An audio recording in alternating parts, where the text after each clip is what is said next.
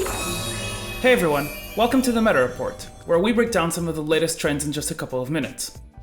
If you've had enough of weird bot lanes last season, I have bad news for you. Sona is back, but this time with a new pairing. Instead of Taric, it's Lux. We can do this! And the same Challenger EUS players that came up with the original duo have figured out how to play Sona bot once again while dodging the restrictions that were put in place. The bot lane pairing was only played once in the LEC so far, but since then we have seen Sona bans pop up more often, and we have seen the duo being played all over the world, from European regional leagues to NA and Korea. With playoffs on the horizon, it's possible that we might see this pop up again in best of 5 matches. So, how does it work? If you remember Sona Taric, you will know that both champions started with support items. This works somewhat similarly in that sense, but both Sona and Lux will start Spellthief's Edge. Sona Taric and then Garen Yuumi took over the bot lane meta last year, and that led to Riot making changes to support itemization to ensure that this could no longer be abused. As of patch 9.23, the support items started granting gold penalties for excessive minion farming. If a player farms more than 20 CS in a 5-minute span with a support item, they will run into penalties, so ideally, both Sona and Lux farm less than 4 CS per minute. This ensures that they don't incur farming penalties. Cannons and melee minions are prioritized as they grant the most gold. Why do this over a traditional bot lane?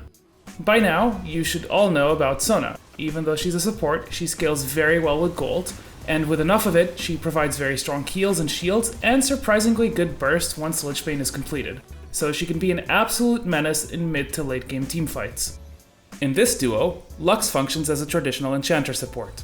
With a slightly higher gold generation than the average support due to farming, she will be hitting her 2-item spike with Athene's Unholy Grail and either Ardent Censer or Redemption much earlier. The crazy amount of shields and heals these two champions can provide allows them to enhance the rest of the team. You will usually see them paired with strong fighters and bruisers in the solo lanes and jungle that will also have access to extra gold, as Sona and Lux can farm every minion after laning phase either. The support item penalties have been in place since the start of Season 10, so why is this showing up now? There are 2 main changes that brought this duo into viability.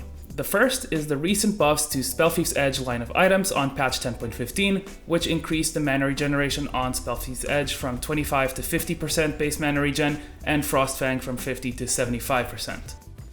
However, and perhaps even more important than this, was the recent change to Guardian. Back on patch 10.12, this keystone suffered a couple of changes. This was initially seen as a net nerf, as the removal of the movement speed on activation was a huge hit to melee ward and supports, such as Braum and Taric. However, patch 10.12 also saw the tether radius increase, which means it can activate from a longer distance. The trigger conditions also changed. Guardian used to proc on any amount of damage, no matter how insignificant. Now, it only triggers if a minimum amount of damage is dealt. These changes were huge for ranged supports, who are typically not super close to their allies as melee ones are. Not only that, but the resolve tree is actually really strong for shield champions, as one can opt into taking Shield Bash and Revitalize for their runes as well. Lux will usually run Guardian, whereas Sona can either run Guardian or Aerie, depending on what the duo needs.